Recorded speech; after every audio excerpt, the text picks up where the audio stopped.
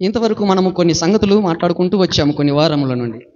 వాటన్నిటి నుండి రక్షించి నిత్య జీవము ఇస్తాను అని చెప్పాడు, రుజువు చేసుకున్నాడు ఆయన. కాబట్టి ఇప్పుడు మనం ఏం చేయాలి? ప్రభువులో మనము ఆయన చెప్పిన మాటలన్నీ విన్నాము, విశ్వసించాము, నమ్మాము, మారు మనస్సు పొందాము. అంటే పాత జీవితమును మనము పాతిపెట్టాము, నూతన సృష్టిగా ప్రభుయేసు నామములో బాప్తిస్మం పొంది క్రొత్తగా జన్మించి ఉన్నాము. ఇప్పుడు దేవుని బిడ్డలముగా, దేవుని రాజ్యమునకు వారసులముగా ఉన్నాము. అది ఒక ఒప్పుకోలు ఒప్పుకొని ఇక్కడ నిలబడ్డాం. ఈ ఒప్పుకొని నిలబడిన మనము విశ్వాస సంబంధమైనది. ఇది విశ్వాసం. ఇది అనేకులు నమ్మరు, విశ్వసించరు. ఒకవేళ వారు వేరువేరు మార్గాల్లో విశ్వసించవచ్చు. కానీ మనము విశ్వసించటానికి మనకు ఆధారాలు కావాలి. ఈయన మనము విశ్వసించేది మనకు ఇవ్వగలడా లేదా అనేది మనకు రూఢిగా తెలియబడాలి. అలా తెలియబడకుండా మనము గుడ్డిగా నమ్మినట్లయితే మనకు అది లభించదు. ఇచ్చువాని దగ్గరికి వెళ్ళి అడిగితే, ఆయనను విశ్వసిస్తే మనకు అనుగ్రహింపబడుతుంది, లేకపోతే అనుగ్రహింపబడదు కదా. అదే కదా, దేవుడు లోకమును ఎంతో ప్రేమించెను కాగా తన అద్వితీయ కుమారునిగా పుట్టిన వాని యందు విశ్వాసముంచు ప్రతివాడు నశింపక నిత్య జీవము పొందునట్లుగా దేవుడు ఆయనను మనకు అనుగ్రహించాడు గనుక ఆయనను విశ్వసిస్తేనే మనకి ఇది దొరుకుతుంది. కాబట్టి నీవు విశ్వాస సంబంధమైనటువంటి మంచి ఒప్పుకున్నావు. కాబట్టి మంచి పోరాడాలి. ఇప్పుడు నిలిచిన మనము పోరాటము, మన జీవితం అంతా నమ్ముకునే వరకు అయిపోలేదు. పోరాడి ఆ నిత్య జీవాన్ని పట్టుకోవాలి అంటే దక్కించుకోవాలి, స్వతంత్రించుకోవాలి, నిత్య జీవం గలవారిగా ఉండాలి. కాబట్టి ఏం పోరాడాలి? ఏమి చేస్తే మనకు ఆ నిత్య జీవము దొరుకుద్ది, పట్టుకోగలం అనేది మనకు తెలియాలి. తెలిసినప్పుడు మనం అలా పోరాడి ఆ నిత్య జీవాన్ని సంపాదించుకుంటాం. ఇప్పుడు మనకు ఈ భూలోకములో మనకు ఏదైనా ఒకటి కావాలి, ఒక ఇల్లు కావాలి. ఏం చేయాలి? కష్టపడి సంపాదించుకొని కూడబెట్టుకొని పోరాటము చేసి దాన్ని కట్టుకుంటే ఇల్లు వస్తుంది. లేదా కొంత డబ్బు కావాలి, పోరాడితేనే ఆ డబ్బు వస్తుంది. బంగారం కావాలి, ఆహార పదార్థాలు కావాలి, వస్త్రములు కావాలి. ఈ లోకములో ఎన్నో అవసరతలు ఉన్నాయి. వాటన్నిటి కోసము ఎంత పోరాడి ఎంత కష్టపడితే మనకు అవి వస్తున్నాయో గ్రహించండి. కాబట్టి నిత్య జీవము రావాలంటే ఏమి చేయాలి? దాన్ని చేపట్టాలంటే ఏం చేయాలి?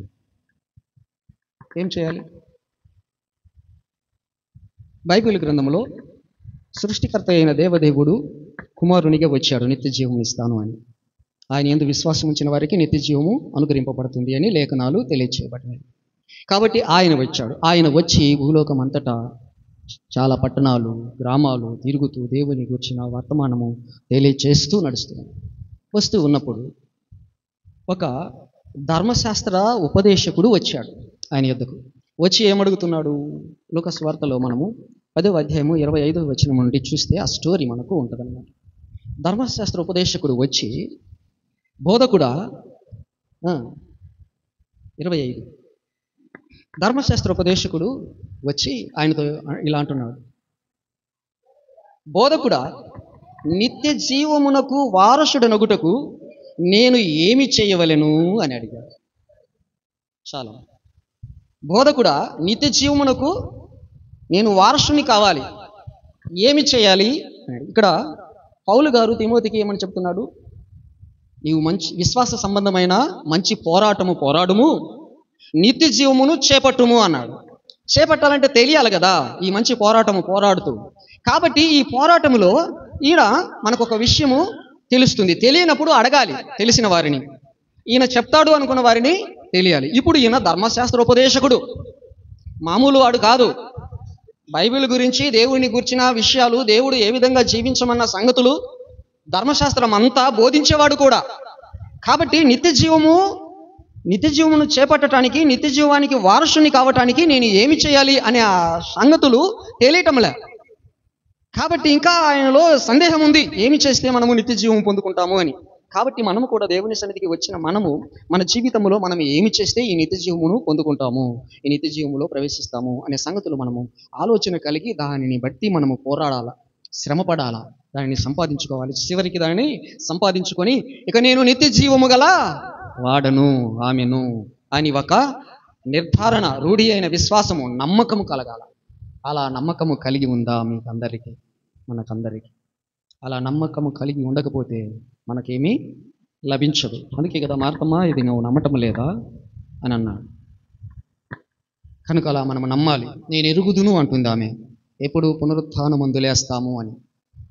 అలా మనం ఎరిగి ఉండాలా. పునరుత్థానమందు లేచి నిత్య జీవంలోనికి మనము వెళ్తాము అన్న సంగతులు తెలియాలంటే మన జీవితము ఆ నిత్య జీవాన్ని సంపాదించుకొని మనకు చేపట్టుకునేటువంటి క్రియ మనము జరిగించితే అప్పుడు నమ్మకం అవుతుంది, లేకపోతే కాదు కదా. కాబట్టి అలా ఉండాలి. అప్పుడు ఈయనను శోధించుచూ అడిగాడు మరలా. ఈయన చెప్తాడా చెప్పలేడా అన్నట్టు కూడా మరలా ఆయన శోధిస్తూ, ఆయన ఇరుకున పెట్టాలని, ఆయన చెప్పలేకపోతే ఈయనకు కూడా ఏమీ తెలియదు అనేటట్టుగా శోధించుచు, నేను నిత్య జీవమునకు వారసుని కావాలంటే నేనేమి చేయాలి అన్నప్పుడు యేసు ప్రభు వారికి తెలియకుండా ఎలా ఉంటుంది? ఆయన తెలుసు కదా, ఆయనే కదా దేవుడు, ధర్మశాస్త్రమును ఇచ్చినవాడు, నిత్య జీవం ఇచ్చేవాడు, మనుషులందరినీ సృష్టించినవాడు, మనుషులకు జీవాత్మను ఇచ్చినవాడు, జీవింపచేసేవాడు.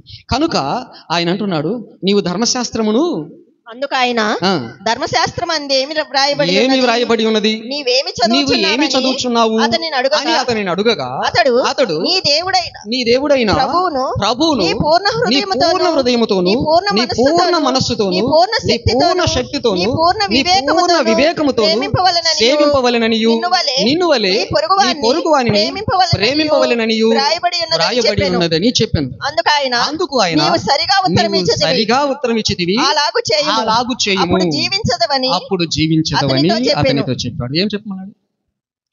నీ ప్రభు అయిన దేవుని నీ పూర్ణ హృదయముతోను, పూర్ణ ఆత్మతోను, పూర్ణ శక్తితోను, పూర్ణ వివేకముతోను ఆయన్ను ప్రేమించాలి.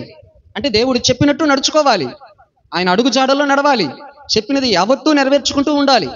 అలాగే నిన్ను వలె నీ పొరుగు వాడిని ప్రేమించు. నీవు ఎలా అయితే సిద్ధపడుతున్నావో అలాగే అతను కూడా సిద్ధపడాలి అని, నేను ఎలాగో నిత్య జీవమునకు వారసుని అవుతున్నానో అలాగే వారు కూడా నిత్య జీవానికి వారసులు కావాలని ఈ సంగతుల విషయంలో అన్నీ కూడా అతనికి అర్థమయ్యేటట్టు చెప్పుచు, ప్రేమించి ఈ సంగతులన్నీ వివరించి అతనికి సహకరించు, అప్పుడు నీవు జీవిస్తావు అని చెప్పాడు. కాబట్టి మనం ఏం చేయాలి? ఇప్పుడు ఏం చేయాలి? ఇక్కడ ధర్మశాస్త్రమందు వ్రాయబడినది తెలుసుకొని పూర్ణ హృదయముతో, పూర్ణాత్మతో, పూర్ణ వివేకముతో, పూర్ణ బలముతో ఆయనను ప్రేమించాలి, ఆరాధించాలి, మన పొరుగు వారిని ప్రేమించాలి. వాళ్లకు కూడా మనము ఎలా దేవుని యందు స్థిరపడాలి, బలపడాలి అని అనుకుంటున్నామో అలా బలపడాలని వారికి అన్ని విషయాల్లో తోడ్పడాలి. మీ పొరుగు వారిని ప్రేమిస్తున్నారా? మీ ఇంటి పక్కన ఉన్న వాళ్ళని ప్రేమిస్తున్నారా? ఏదైనా ఇబ్బంది కలిగితే సహకరిస్తున్నారా? సహాయం చేస్తున్నారా? దేవుని సంగతులన్నీ కూడా తెలియచేస్తున్నారా? ఇబ్బంది పడలేదనుకో, పడకపోయిన పెద్ద భాగ్యవంతులే అనుకో, అయినా వారికి ఈ విషయాల విషయంలో తెలియదు. కనుక ఈ విషయాలు ఏదో ఒక సందర్భంగా తెలియచేయాలని, మీ జీవితము ఒక సాక్షార్థమైనటువంటి దేవుని సంబంధమైనది, నిత్య జీవానికి వారసులుగా నిత్య జీవంలో ప్రవేశించేవారు అనేటట్లుగా వారు గుర్తుపట్టేటట్లుగా నీవు జీవిస్తున్నావా? వాళ్ళతో మర్యాదగా నడుచుకుంటున్నావా? వారికి మంచి మాటలు మాట్లాడుతున్నావా? వాళ్ళకు మేలుకరమైనటువంటి, దీవెనకరమైనటువంటి ఉపదేశము చేస్తున్నావా అనే సంగతులు తెలియాలి. అలా చేయకపోతే వాళ్ళు ఎట్టపోతే మనకెందుకులే, మన దారి మనం చూసుకుందామంటే అది నిన్ను వలె నీ పొరుగు వారిని ప్రేమించిన విధిలో చేరదు. ఈ ధర్మశాస్త్ర ఉపదేశము చొప్పున నువ్వు నడుచుకున్నట్లుగా లేదు. ఒక్క ఆజ్ఞ తప్పిపోయినా కానీ ధర్మశాస్త్రం అంతయు నువ్వు తప్పిపోయినట్లుగా కనపడదు. కాబట్టి ఈయన అన్నాడు, నువ్వు సరిగా ఉత్తరం ఇచ్చావు. అదే చెప్పాడు, ఎందుకంటే ఈయన బోధకుడు కదా, బోధకునికి తెలియకుండా ఎలా ఉంటుంది? కనుక ఈయనకు తెలుసు అలా చేయాలి. అదంతా చెప్పినప్పుడు ఆయన అన్నాడు, నువ్వు సరిగ్గా ఉత్తరము ఇచ్చావు, ఎందుకంటే నువ్వు బోధకుడివి కనుక అలాగూ చెయ్యి అంటున్నాడు. అలాగూ చెయ్యి అన్నాడు. అలాగూ చేయమని చెప్పినప్పుడు ఈయనేం చేశాడంటే, ఈయనే నీతిమంతుడు, అది ఎవరా అని తెలుసుకోవాలని చెప్పేసి నీతిమంతుడిని ఇక నాకే కొరత లేదు అని అనిపించుకోవడానికి నా పొరుగు వారు ఎవరు అని అడిగాడు. నేను ప్రేమించాలి కదా, మీరు కూడా అడగవచ్చు నన్ను, మరి మేము ఎవరిని ప్రేమించాలయ్యా, మా పొరుగువారు ఎవరు అని కదా. తెలుసా మీకు పొరుగువారు? తెలిస్తే చేయండి, అలాగూ మీరు జీవిస్తారు, నిత్య జీవంలో ప్రవేశిస్తారు. తెలియకపోతే అడిగి తెలుసుకోవాలి. ఈయన అడిగాడు, శోధిస్తూ ఉన్నాడు, ఇంకా ఏమైంది, ఇంకా ఏముంది అని. అలా అడిగినప్పుడు నా పొరుగువారు ఎవరు, నేను ఎలా తెలుసుకోవాలి అనినప్పుడు ఆయన ఇంకొక స్టోరీ చెప్పుకుంటూ వచ్చాడు. ఏమి స్టోరీ చెప్పుకుంటూ వచ్చాడంటే, ఈ మార్గమున ఒకడు వెళ్తా ఉన్నాడు. ఎక్కడి నుంచి? యెరూషలేము నుండి యెరికోకు దిగి వెళ్తూ ఉన్నాడు. వెళ్తూ వెళ్తూ త్రోవలో దొంగల చేతిలో చిక్కిపోయాడు. దొంగల చేతిలో చిక్కిపోయి ఆ దొంగలు అతన్ని కొట్టారు. కొట్టి తన పై వస్త్రము దొంగిలించారు. హొర ప్రాణాలతో విడిచి వెళ్ళిపోయారు. ఈయన త్రోవలో అక్కడ పడి ఉన్నాడు. ఎక్కడ పడి ఉన్నాడు? త్రోవలోనే పడి ఉన్నాడు. ఆ పడి ఉన్న ఆయన ఆ త్రోవన అదే యెరూషలేము నుండి యెరికోకు ఒక యాజకుడు వెళ్తా ఉన్నాడు. ఒక యాజకుడు వెళ్తా ఉన్నాడు. వింటున్నారా? యాజకుడు అంటే ఎవరు? దేవుని పూజారి, దేవుని స్తుతించేవాడు, ప్రజలందరి పక్షమున నిలబడి బోధలు బోధించేవాడు. వాళ్ళు తెచ్చిన అర్పణలు దేవునికి అర్పించేవాడు. బంగారము, సాంబ్రాణి, బోలం ఇవన్నీ తెస్తుంటారు కదా, వాటన్నిటినీ దేవునికి అర్పిస్తూ ఉంటారనమాట. కాబట్టి ఈ యాజకుడు వెళ్తూ వెళ్తూ అతడు పడి ఉన్న చోటికి వచ్చి చూసి ప్రక్కగా వెళ్ళిపోయాను. తర్వాత లేవీయుడు కూడా ఇంకొకడు అదే త్రోవన వస్తా ఉన్నాడు. అతడు వస్తూ ఈ త్రోవన వెళ్తూ అతన్ని చూశాడు. చూసి ఇతను కూడా ప్రక్కగా వెళ్ళిపోయాడు. అయితే ఒక సమరయుడు ఒక వాహనం ఎక్కి వస్తా ఉన్నాడు. వచ్చి ఇతడు పడి ఉండుట చూసి అతని మీద జాలి పడ్డాడు. ఏమంటారు? ఈ ఇద్దరు జాలి పడలే. ఎవరు ఇద్దరు జాలి పడలేదు? యాజకుడు, లేవీయుడు. ఈ సమరయుడు మాత్రము అతని మీద జాలిపడి దగ్గరికి పోయి అతని గాయములన్నీ కట్టి ద్రాక్షరసము పోసి నూనె పోసి గాయములు కట్టి అతన్ని పరామర్శించి వాహనం ఎక్కించుకొని పూటకూలవాని ఇంటికి తీసుకెళ్ళి ఆ రోజంతా ఆడ ఉండి, ఈ ప్రయాణమంతా మానేశాడు. ఆ రోజంతా ఉండి అతన్ని పరామర్శించి కావలసిన ఖర్చంతా పెట్టేసి ఇక ఆయన పోయే పనిని అప్పుడు మొదలుపెట్టాడు. అప్పుడు నేను వెళ్తున్నాను అని ఆ పూటకూలవానికితో మాట్లాడి 2 దేనారములు తన ఆస్తి డబ్బు ఇచ్చి ఇతనికి పరామర్శించు, పరిచర్య చేస్తూ ఉండు, నీకు ఈ డబ్బు ఇస్తున్నాను, తీసుకో, నేను తిరిగి వచ్చేటప్పుడు ఇతన్ని తీసుకెళ్తాను, ఇవి కాక ఇంకా ఏదైనా నువ్వు ఎక్కువ ఖర్చు పెట్టినట్లయితే నేను చెల్లిస్తాను అని చెప్పేసి ఆయనకి చెప్పి వెళ్ళిపోయాడు. ఈ ముగ్గురులో వానికి పొరుగువాడు ఎవరని నీకు తోచుచున్నది అని ఆయన్ని అడుగుతున్నాడు అన్నమాట. ఆయన బోధకుడు కదా, అర్థం చేసుకుంటారు బోధకులు. కాబట్టి ఈ ముగ్గురులో ఎవరు ఇతనికి పొరుగువారు? ఎవరు పొరుగువారు? ఇప్పుడు మీరు చెప్పండి. అతని మీద జాలిపడిన వాడే పొరుగువాడు. కాబట్టి ఇప్పుడు ప్రభు చెప్పాడు, అలా నీవు చెయ్యి పొరుగువాడిని అని చెప్పాడు. సహాయం ఇక్కడ ఏం కనపడుతుంది? ధనము ఖర్చు పెడుతున్నారు, జాలి పడాలి, పరామర్శ చేయాలి పొరుగువానికి. మనకు సంబంధం లేదు, ఆ సమరయునికి సంబంధం లేదు, వీళ్ళిద్దరికి సంబంధం ఉంది అని అర్థం. ఈ యాజకునికి, ఈ లేవీయునికి, ఈ దెబ్బలు తిన్న వానికి సంబంధము ఉంది, పొరుగువారు కాదు అని.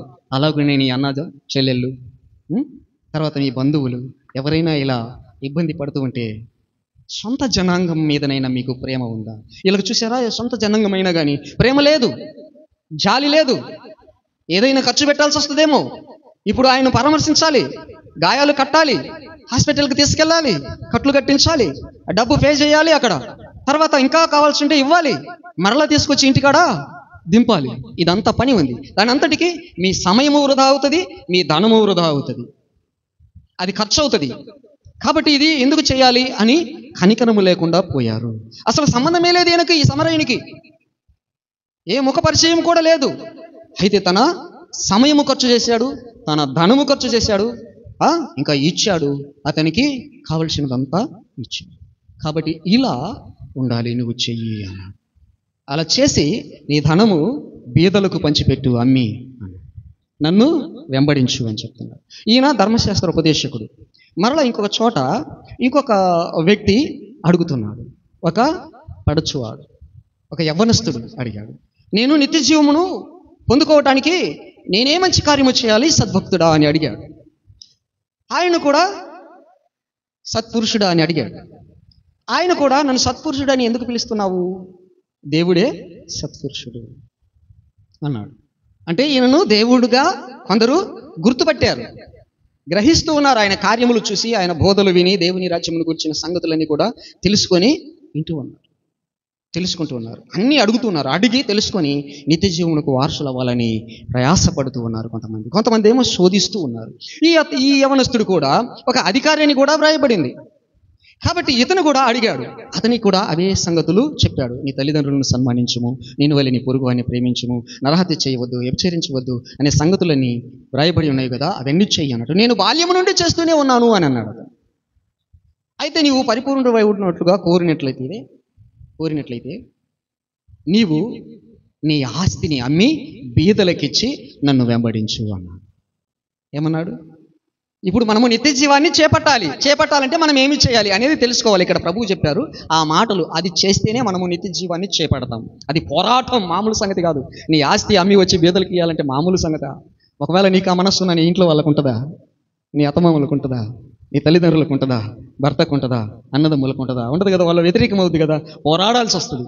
ఈ చిన్న కుమారుడు అన్నట్లుగా నా ఆస్తి నాకు పంచిపెట్టు అనేటట్లుగా కూడా అది ఒక పోరాటం చేసుకోవాల్సి వస్తుంది. అంటే నీకు అనగా ఒక భాగము వచ్చేస్తుంది. ఆ ఆస్తి నీ ఇష్టం వచ్చినట్టు ఏదైనా చేసుకోవచ్చు. ఈయన తీసుకెళ్ళి వేశ్యలతో పాడు చేశాడు తన ఆస్తిని. ఎవరు అడ్డం పెట్టారు? ఎవరు అడ్డం పెట్టలేదు. కాబట్టి నీవు మంచి పని చేయి. నిత్య జీవమును చేపట్టడానికి నీ ఆస్తిని అమ్మి బీదలకిచ్చి ప్రభు ఆజ్ఞల ప్రకారముగా ప్రభు చెప్పినట్లుగా నీవు నడిస్తే నీకు నిత్య జీవము దొరుకుద్ది అని అర్థం. ఇక్కడ అది చేయకపోతే మనకు దొరకదు అని అర్థం. మరి నీవు ఎట్లా ప్రయత్నం చేస్తున్నావో, ఎలా ఉంటున్నావో, నమ్మి బాప్తిసం పొంది ఆ చర్చికి అంటే సంఘానికి వచ్చి ఆ ప్రభురాత్రి భోజనములోను ఆయన రక్తములోను పాలు పంపులు పొంది మరలా వెళ్తూ మరలా వస్తూ ఉంటే ఈ యాజకుడు ఈ లేవీయుల్లాగానే ఉంటాం. అట్లా కాకుండా ఈ మంచి సమరయునిలాగా నీ ఆస్తి ఈయన ఖర్చు పెడితే వానికి నిత్య జీవము దొరుకుద్ది. అంటే వాడు బ్రతుకుతాడు, తర్వాత నీవు నిత్య జీవాన్ని చేపడతావు. కాబట్టి పరీక్ష చేసుకోవాలి, మనమే పరీక్ష చేసుకోవాలి, మనం అలా చేస్తున్నామా లేదా అని. చేయకపోతే నిత్య జీవమునకు వారసులము కాలేమని తెలుసుకోవాలి. మనం చేస్తే నిత్య జీవమునకు నేను వారసురాలిని అని విశ్వసించు. ఈ మంచి పోరాటము దేవుని ఎదుట మనము ఒప్పుకున్న దాన్ని పోరాడి దాన్ని చేపట్టాలి. అలాగున చేసేవారు నిత్య జీవాన్ని చేపట్టుకోవాలి అని ప్రభు చెప్పాడు. ప్రభు చెప్పినప్పుడు ఈ యవనస్తుడు అధికారి అని కూడా చెప్పబడింది అతని గురించి. ఇంకొక చోట లోకసువార్తలోని 18లో అధికారి అని కూడా చెప్పబడింది. ఇక్కడ ఒక యవనస్తుడు అని మనకు మత్తయి సువార్తల 19లో చెప్పబడింది. ఇలా ఈ చెప్పబడిన ఈ 3 చోట్ల చెప్పబడిన ఉపదేశము ఒకటే. నిత్య జీవమునకు వారసులము కావాలంటే ఏమి చేయాలి, ఏ మంచి కార్యము చేయాలి, ఏ మంచి పని చేయాలి అని. ఆ మంచి పనిని ప్రభువారు స్వయంగా తెలియచేశాడు. ఆ విధంగా చేస్తేనే మనము నిత్య జీవాన్ని చేపట్టుకుంటాము. అందుకే అసలు ప్రభువుని నమ్ముకునేది, అందుకే నమ్ముకోమనేది, అందుకే సువార్త చెప్పేది ప్రపంచానికి. అందరూ నిత్య మరణానికి నిత్య నరకానికి లోనై ఉన్నారు. వాళ్ళందరినీ తప్పించడానికే ఈ బోధ, ఇది సువార్త. ఈ విషయం మనము చేసినట్లయితే మనము నిత్య జీవంలోనికి వెళ్తాము. ప్రతి ఒక్క మనిషి నిత్య జీవంలోనికి వెళ్తాడు. ఆయన ఎందు విశ్వాసం ఉంచి ఆయన చెప్పినట్టుగా చేస్తే సమృద్ధి అయినటువంటి జీవములోనికి మనం ప్రవేశిస్తాం. కాబట్టి అలా చెప్పినప్పుడు ఈ యవనస్తుడు ఈ అధికారి ఏం చేశాడు? అతనికి చాలా ఆస్తి ఉందంట. ఎంతుంది? అతనికి చాలా ఆస్తి, మిక్కిలి ధనవంతుడు గనుక ఈ మాట ఆయన మనస్సుకు ఇష్టపుట్టకపోయే వరకు ఏమైంది? వ్యసన పడుతూ వెళ్ళిపోయాడంట. వెళ్ళిపోయే వరకు ప్రభు వారు ఏమంటున్నారు? అందరి వైపు చూసి, శిష్యుల వైపు చూసి, ధనవంతుడు పరలోక రాజ్యములో ప్రవేశించుట దుర్లభము అని చెప్పారు. ధనవంతుడు పరలోక రాజ్యములో ప్రవేశించుట దుర్లభము. ఒంటే సూది బెచ్చములో సులభముగానైనా దూరిపోద్ది, కానీ ఈ ధనవంతుడు మాత్రం పరలోక రాజ్యములోనికి ప్రవేశించడు అన్నాడు. మరి ధనవంతుల సంగతి ఏంటి?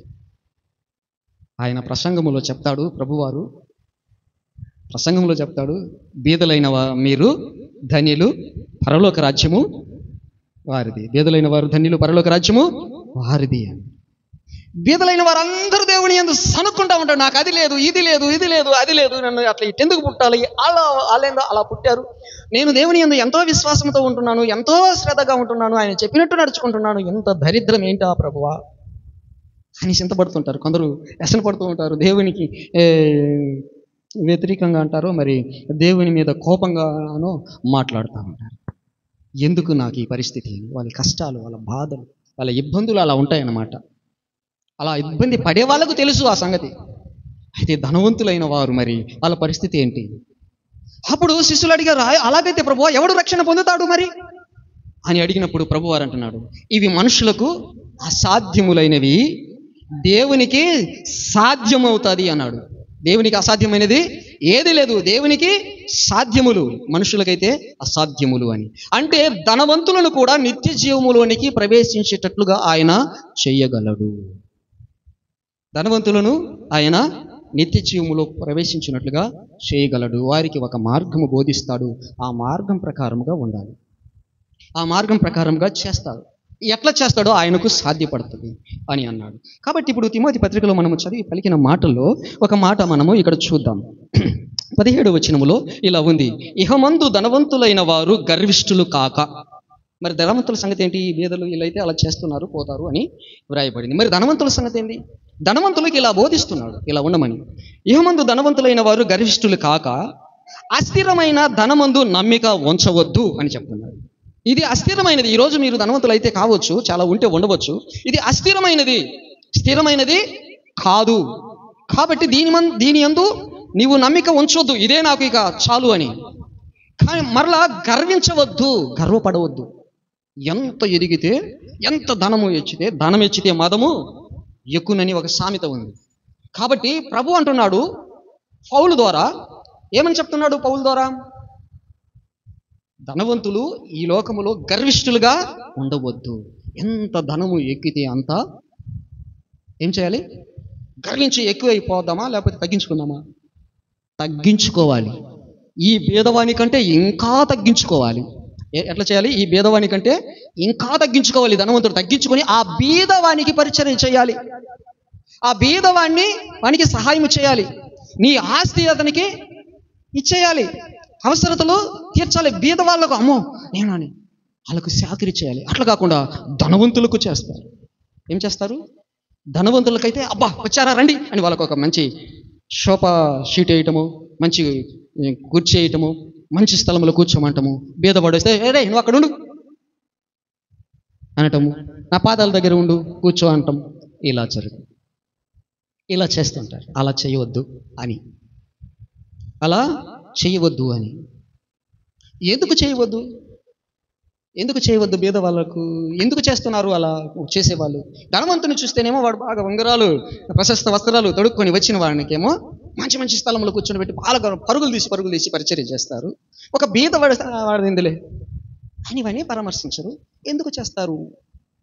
అట్లా చేయవద్దు అంటున్నాడు. అందుకని యాకోబు పత్రికలో మనకిలా చెప్పబడుతున్నది. 2వ అధ్యాయం 5వ వచనములో ఇలా అంటున్నాడు, అయితే వాళ్ళకు ఎందుకు ఇట్లా పరిచర్య చేయాలి ఇంత ధనవంతులు కూడా అనంటే ఇక్కడ ఏమని చెప్పబడుతున్నది? ఈ లోక విషయములో దరిద్రులైన వారి విషయము విశ్వాసమందు భాగ్యవంతులు అని దేవుడు చెప్తున్నాడు అండి. చూసారా? విశ్వాసములో భాగ్యం వాళ్ళకు లేదు, కానీ విశ్వాసములో ఈ ధనవంతుని కంటే ఎక్కువ విశ్వాసం చూపిస్తున్నారు. ఏం చూపిస్తున్నారు? బీదలు. ఇప్పుడు చూసారా, మీకంటే కోటీశ్వరులు ఉన్నారు చాలామంది.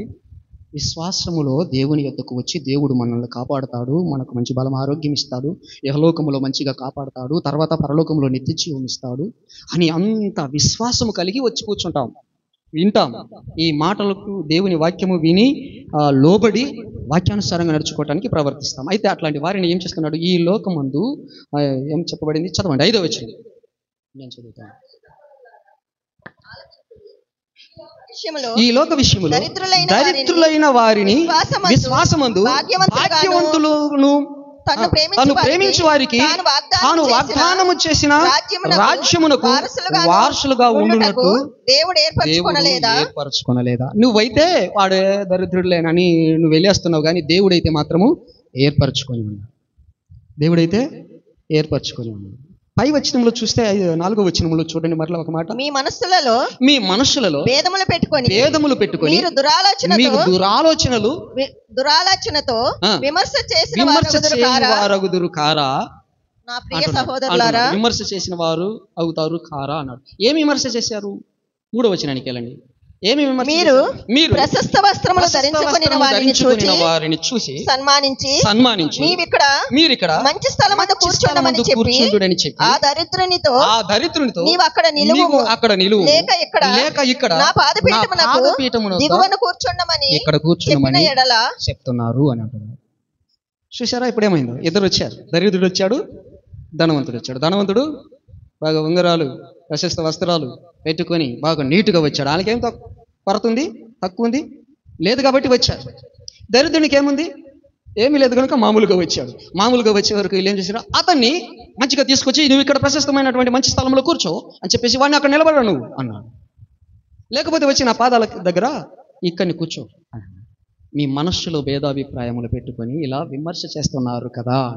కాబట్టి ధనవంతులకి ఏమని చెప్తున్నాడంటే తిమోతి పత్రిక ఇప్పుడు మనం ఇహమందు ధనవంతులైన వారు గర్విష్ఠులు కాక, ఏం చేయమన్నాడు? గర్విష్ఠులు కాక. అది గర్వంతో కూడినటువంటి క్రియ, పని అవుతుంది అన్నమాట. అట్లా కాకుండా వాణ్ణిని ఈయనని ఇద్దరిని కూడా రేపు దేవుని దగ్గర అలా ఉంటుందా? దేవుని రాజ్యంలో ధనవంతులు ఒక చోట, దరిద్రులు ఒక చోట ఉండేది ఉంటుందా?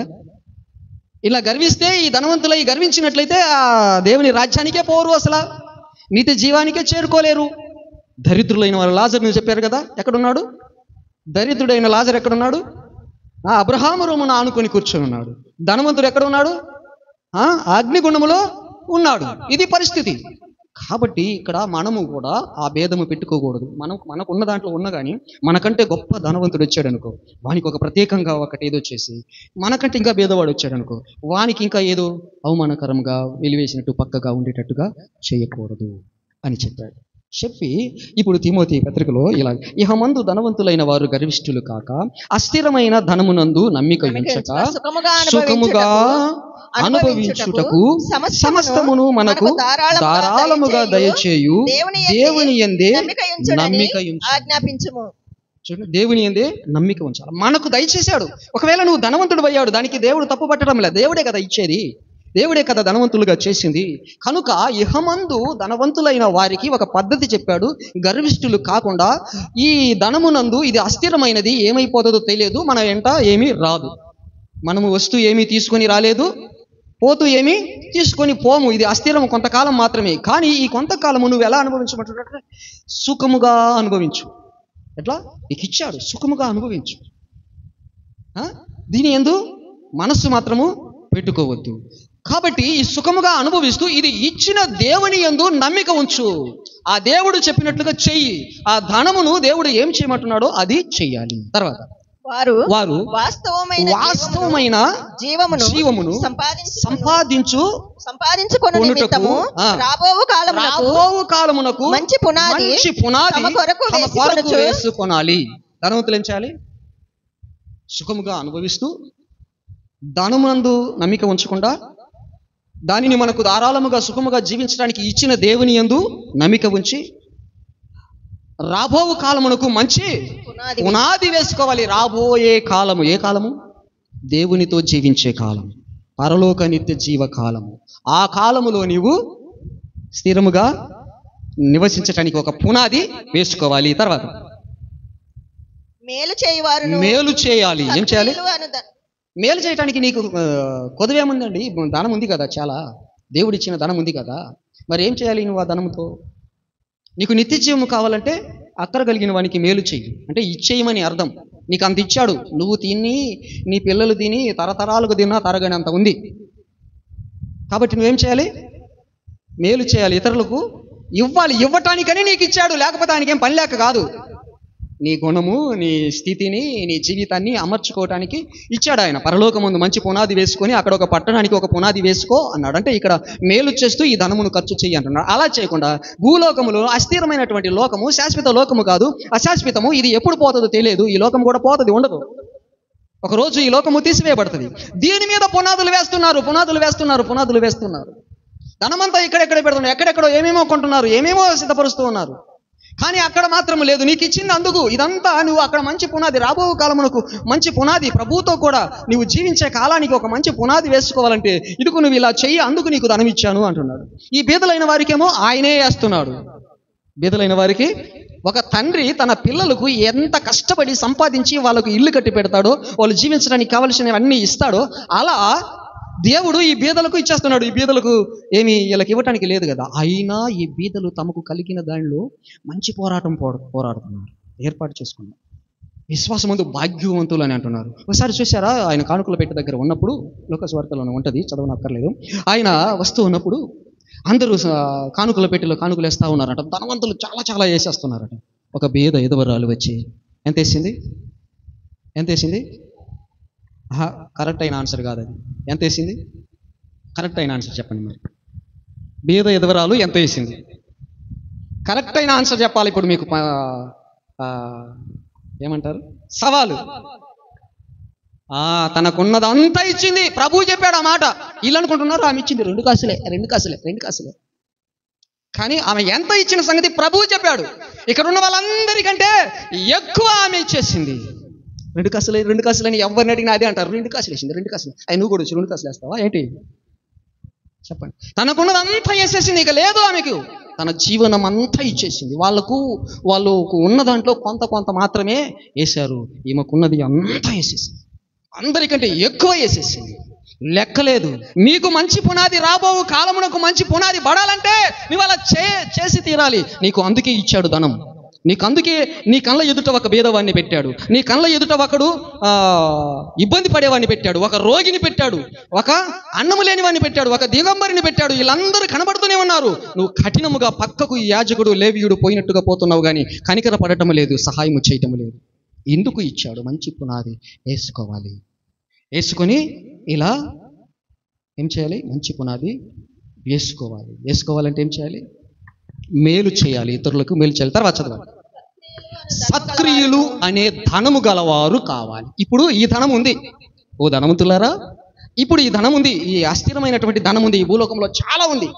కానీ సత్క్రియలు అనే ధనము సంపాదించుకుంటున్నాడు. సత్క్రియ అంటే వాళ్ళకి ఇచ్చేదే ఒక సత్క్రియ, అది ఒక ధనం అక్కడ. తర్వాత ఔదార్యము గలవారు అంటే గెట్టు లేకుండా ఎంతైనా ఖర్చు పెట్టేటట్టుగా. ఎందుకంటే ఎంత ఖర్చు పెట్టినా నీకు తగ్గేది ఏమీ ఉండదు. శైలమ ఒక సామెత ఉంది, మా అమ్మమ్మ వాళ్ళు అంటారు. శైలమ అనేది ఉంటుంది అనమాట. నదీ తీరాలన నదిలో నీళ్లు త్రాగటానికి ఉపయోగపడవు. వాటిలో అంత కల్మషం అంతా ఉంటుంది అనమాట. ఆ పక్కన ఇసుక లాగా ఉంటుంది కదా నది తీరాలన. ఆ ఇసుకలో అంత మట్టి తీసి ఒక గుంటలాగా చేస్తారు, చిన్న గుంట చేసి దాన్ని చల్లుతూ ఉంటే ఊరుతూ ఉంటాయి. అలా కొన్ని నీళ్ళన్నీ చల్లేసిన తర్వాత కాసేపు ఉన్న తర్వాత మంచి తేట కలిగినటువంటి నీరు వస్తుంది. ఆ నీళ్లు తాగుతారు.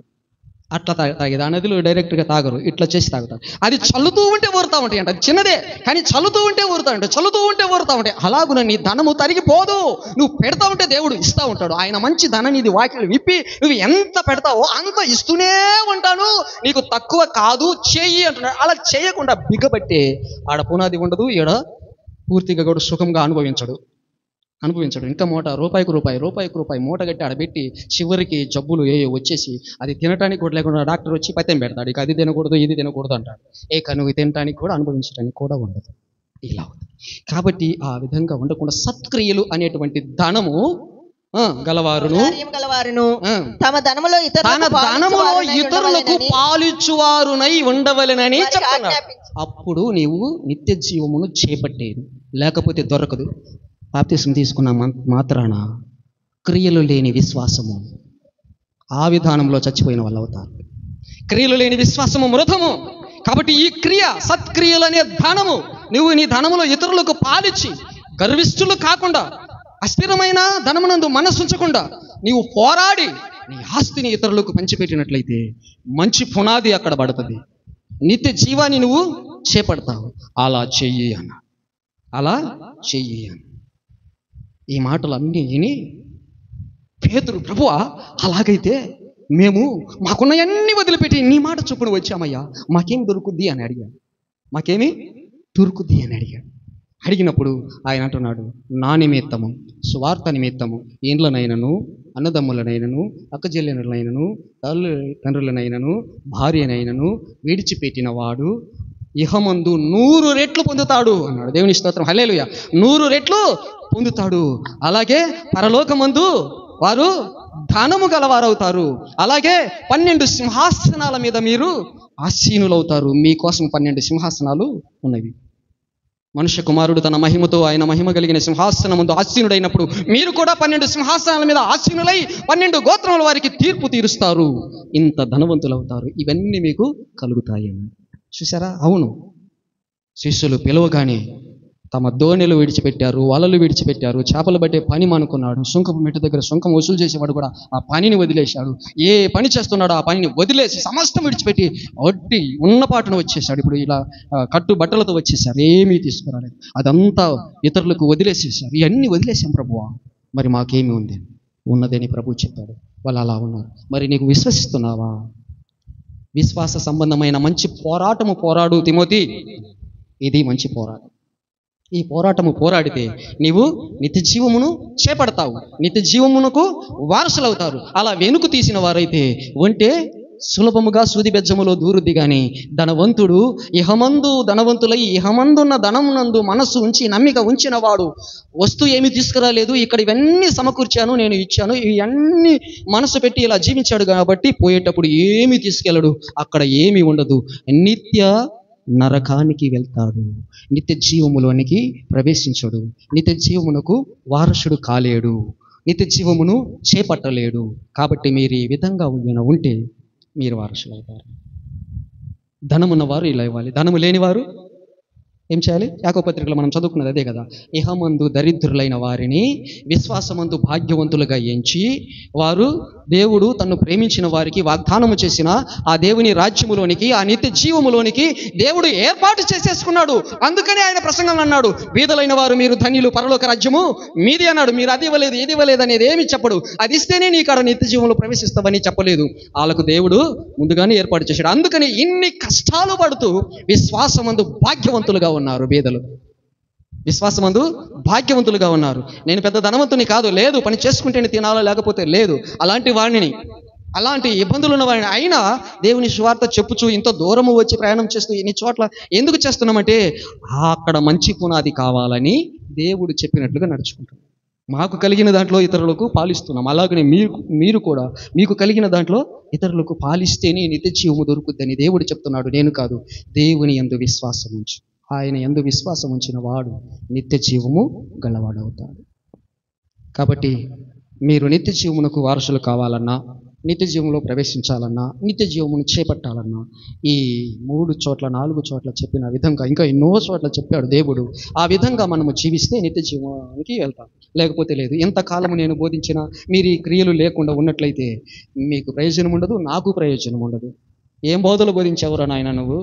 వాళ్ళు ఒక్కళ్ళైన నిత్య జీవానికి వారసులు కాలేకపోయారే, నేను ఎందుకు అక్కడే పెట్టాను అని కూడా ప్రభు నన్ను రేపు విమర్శించి తీర్పు తీర్చేటువంటి సమయం ఉంటుంది. కనుక దయతో ప్రభు నామములో మీకు ప్రేమపూర్వకంగా ఏం తెలియచేస్తానంటే, మీ ఆస్తిని ఇతరులకు పాలివ్వండి. ఇహమందు ఉన్న ధనమునందు మనస్సు పెట్టవద్దు. ధనవంతులైన మీరు ఎవరైనా ఉన్నట్లయితే వారు గర్విష్ఠులు కావద్దు.